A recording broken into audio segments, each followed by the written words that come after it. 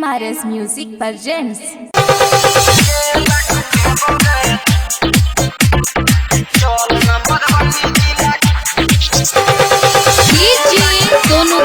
सोनू कुशवाहा है कहाँ बाजार मोतिहारी है कहाँ बाजार मोतिहारी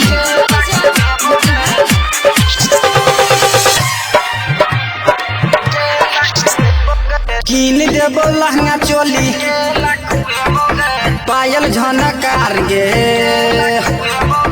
कीन देबो लहंगा चोली पायल झनकार गई हमारा जैसन नहीं मिलत भतार गई कीन देबो लहंगा चोली पायल झनकार गई हमारा जैसन नहीं मिलत भतार गई जे जे कहबे छौरी सब कुछ दिए बोगे जे जे कहबे छौरी सब कुछ दिए बोगे चल न मधुबनी जिला के लखुए बोगे चल न दरभंगा जिला के लखुए बोगे कीन देबो लहंगा चोली पायल झनकार गए हमारा जैसन नहीं मिलत भतार गए जे जे कहबे छौरी सब कुछ दिए बोगे जे जे कहबे छौरी सब कुछ दिए बोगे चल न मधुबनी जिला के लखुए बोगे चल न दरभंगा जिला के लखुए बोगे सोनू कुशवाहा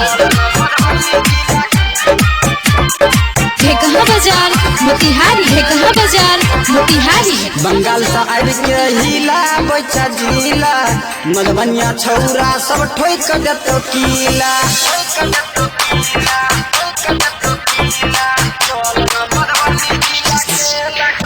बंगाल से आब के हिला बैचा जिला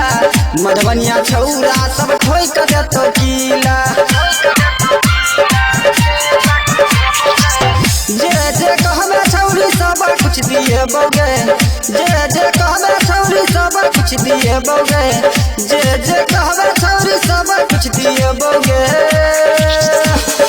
चल न दरभंगा जिला के लखुए बोगे चल न खगड़िया जिला के लखुए बोगे सोनू कुशवाहा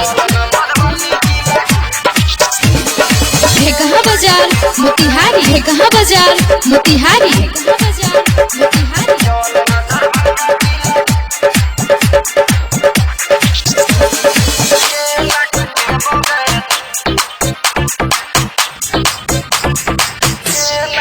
राइटर मुकेश के बनौने छायार गई सरोज सबरिया जका मिलतो में प्यार गई राइटर मुकेश के बनौने छायार गई सरोज सबरिया जका मिलतो में प्यार गई जे जे कहबे छौरी सब कुछ दिए बोगे चल न दरभंगा जिला के लखुए बोगे चल न मधुबनी जिला के लखुए बोगे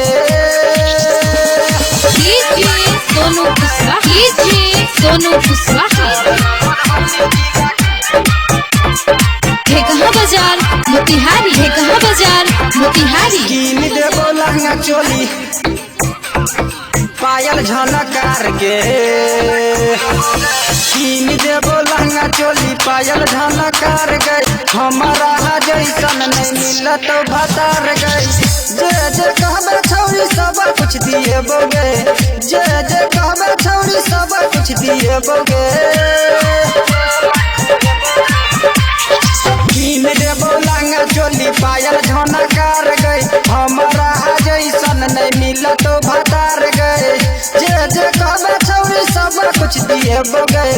जे जे कहबे छौरी सब कुछ दिए बोगे चल न दरभंगा जिला के लखुए बोगे चल न मधुबनी जिला के लखुए बोगे